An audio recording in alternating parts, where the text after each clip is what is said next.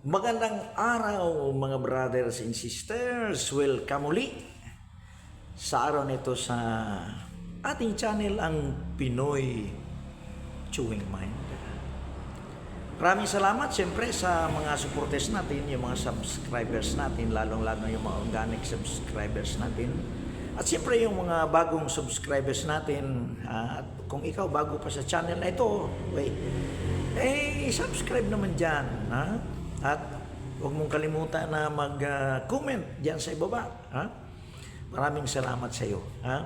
Sa araw ito, mga brothers and sisters, ay pag-usapan natin yung tema o topic na hindi masyado pinapansin ng ibang mga vlogger na katulad natin. Hindi gaanong pinupukusan kasi karamihan sa mga vlogger natin pinupukusan yung Duterte issue, yung Marcos issue, yung iba-ibang mga kasiraan o bad news ng bansa natin. Ha? Halos lahat na lang bad news.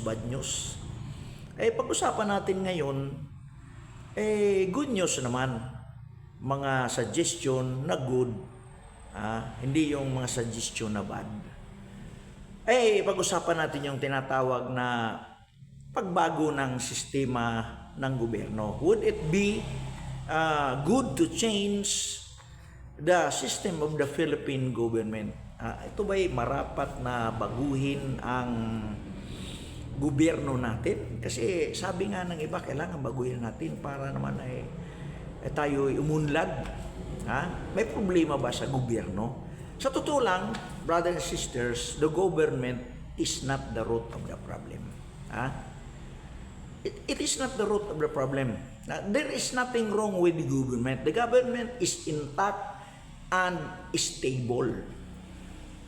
Ang gobyerno hindi naman kagaya ng sindikato, mga brothers and sisters, na pwedeng baguhin kaagad kung gustong baguhin ng isang membro na nandiyan sa sindikato. Anytime gusto niyang baguhin. Sabihin natin kung siya ang medyo malakas at may kapangyarihan, baguhin niya anytime. Hindi naman ganyan ang gobyerno, mga brothers and sisters. Alam ng problema sa gobyerno natin.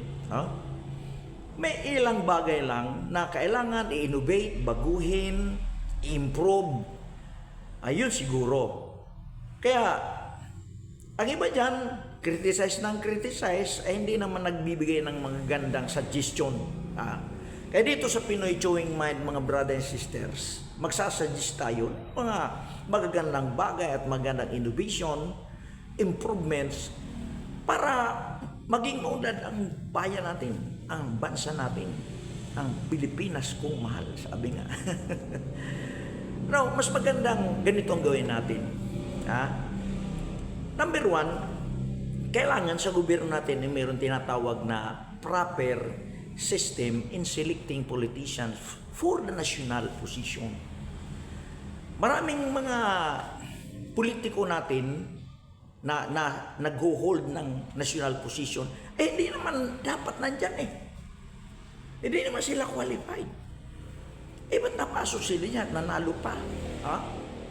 Sabi nga, basta kilala ka, popular ka, o kaya may pera ka, pwede kang manalo. Kaya ang dami-daming nagiging senador, congressman, gobernador, mayor, na hindi man naman dapat nandyan Hindi nag-hold ng position dahil hindi naman qualified. Hindi naman natin masisisi kasi constitution natin sinasabi, basta able to read and write, kaya mo lang bumasa at magsulat, okay na, pwede ka nang tumakbo, kung popular ka, mananalo ka. Hindi magandang sistema yun matagal na ang ganun. Kaya para sa akin, sasuggest ko baguhin natin. Hindi basta lang kahit qualification ng presidente, vice-presidente, ganun, mga senador, congressman, basta lang kaya bumasa at magsulat, okay na. Kailangan number two, yung high standard of government position. May standard tayo na maganda, basta ka mataas. Dito na pumapasok yung tinatawag na high value of education. Kailangan meron kang alam. Ha? Ikaw sabi natin, education-wise, qualified ka. Ha? Hindi naman dapat nandyan sa gobyerno, nandyan Wala namang edukasyon.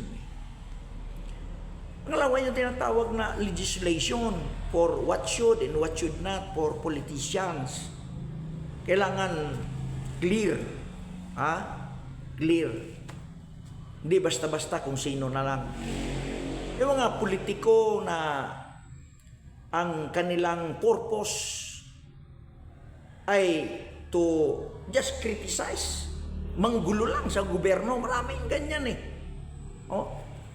wala namang may kukontribute na maganda, pero nanalo. Sa to lang, kung akong tatanungin, ito'y opinion ko lang mga brothers and sisters, wala namang naitutulong yung party list system. Party list system, kailangan siguro mas maganda, tanggalin na lang natin yan. Sabi nila, yung mga marginal daw, sektoral. Pero wala naman ako-contribute. Nagpapasuldo ang gobyerno sa kanila, tumatanggap ng sahod. Anong ginagawa? Kinikritisa sila yung gobyerno, ginugulo lang yung gobyerno. Para bang sinisolda natin sila para lang manggulo? Maraming ganyan mag-create lang ng pangalan tapos tatakbong party list. Nanalo naman. Alan mang nagawa. Saka yung mga nagpapainit lang ng puwet sa upuan. Kung manalo man sila, first term, second term, huwag na nating i-re-elect. Burden lang ng yung gobyerno yan. Problema ng gobyerno yan. Pasanin ng gobyerno. At pangatlo, mga brothers and sisters, i-push natin, uplift natin yung tinatawag na high spiritual, moral, and family values.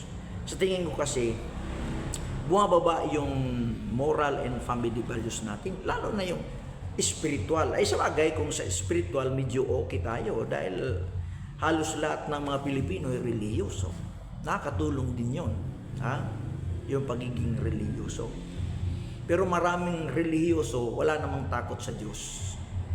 So, improve pa natin yun kasi para mag-produce tayo ng mga God-fearing citizens, saka law-abiding citizens.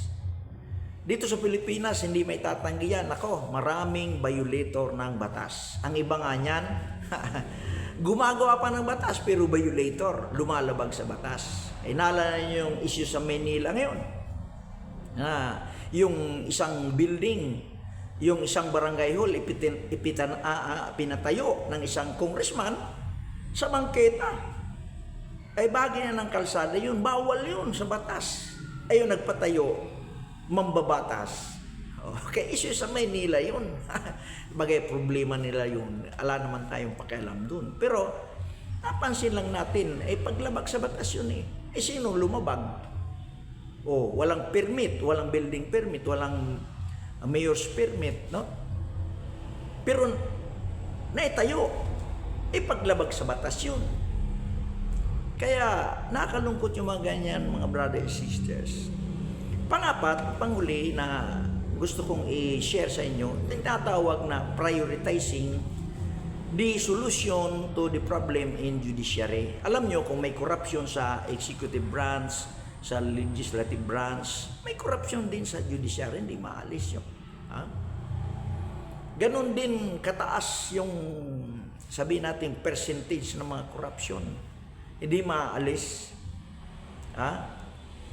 Kaya, kailangan maalis yung corruption kasi yung corruption nag-undermine ng integrity ng justice natin. At saka yung inefficiency na tinatawag, inefficiency. Maraming delays ng court hearings, delay, ganun. Gusto-gusto naman ng mga abogado kasi kumikita sila sa delay. Yun. Hanggang na nawawala ng interest yung mga complainant, sometimes nadidismiss yung kaso. Hindi na serve yung justice properly. Di ba? Dahil sa court hearings, nagiging master na yung mga abogado ng delaying tactics na tinatawag mga brothers sisters. At saka last, ito hindi maikakaila, tinatawag na preferential treatment to the high profile cases. Hindi naman yan may tatanggi. Kung kilala, mayaman, politiko, sabihin, i-deny na hindi naman preferential treatment, hindi mga alis yun. Problema ganun. Hindi necessarily yung gobyerno mismong babaguhin natin. Yung mga iilang mga kapalpakan na kailangan mabago. Sana naman may maganda tayong napag-usapan ng mga brothers and sisters. Salamat sa inyong mga suporta. Hanggang sa muli. Pinoy, Chewing Mind.